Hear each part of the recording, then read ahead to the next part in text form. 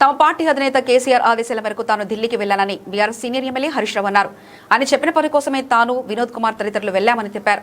ముఖ్యమంత్రి పెట్టే అక్రమ కేసులను ఎదుర్కోవడానికి కాళేశ్వరం కేసులపై ఢిల్లీకి వెళ్లి లాయర్లతో చర్చించినట్లు చెప్పారు.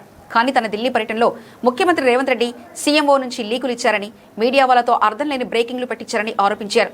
విషయం ఉన్నవారు ఎవరైనా ఇలాంటి పనులు చేయరని, విషయం లేని వారే ఇలా చేస్తారని విమర్శించారు. ఓటుకు నోటు కేసు కూడా సుప్రీంకోర్టులో విచారణకు రానుందని, ఆ కేసు గురించి న్యాయవాదులతో చర్చిద్దామని అన్నారు.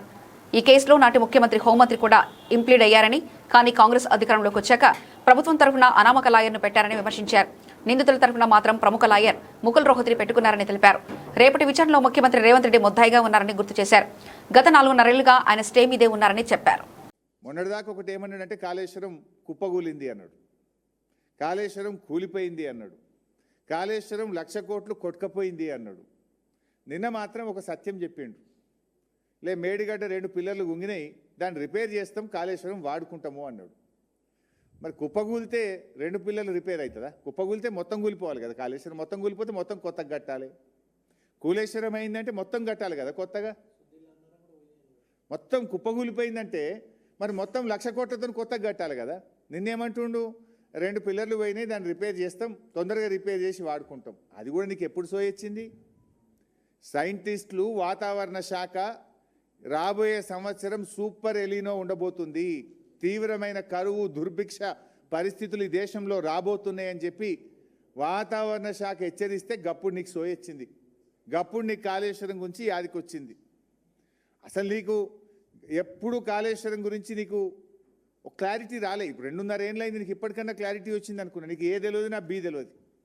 కాళేశ్వరం గురించి నీకు ఏబిసిడీలు కూడా తెలివై. నీకు the beauty of Kaleshwaram, KCR గారు ఎంత గొప్పగా ఆలోచించారు అంటే, కాళేశ్వరం 3 లెవెల్స్లో పనిచేస్తుంది. మంచి వర్షపాతం ఉంటే మిడ్ మానేర్ నుంచి మాత్రమే మోటార్ లాంచ్ చేయాలి, మిగతా ఈ కరెంట్ బిల్ తక్కువ వస్తుంది. యావరేజ్ రెయిన్ఫాల్ ఉంటే ఎల్లంపల్లి నుంచి మాత్రమే మోటార్ లాంచ్ చేయాలి. తీవ్ర కరువు, దుర్భిక్షం ఉంటే అప్పుడు మేడిగడ్డ దగ్గర మోటార్ లాంచ్ చేయాలి. This is a multi level project.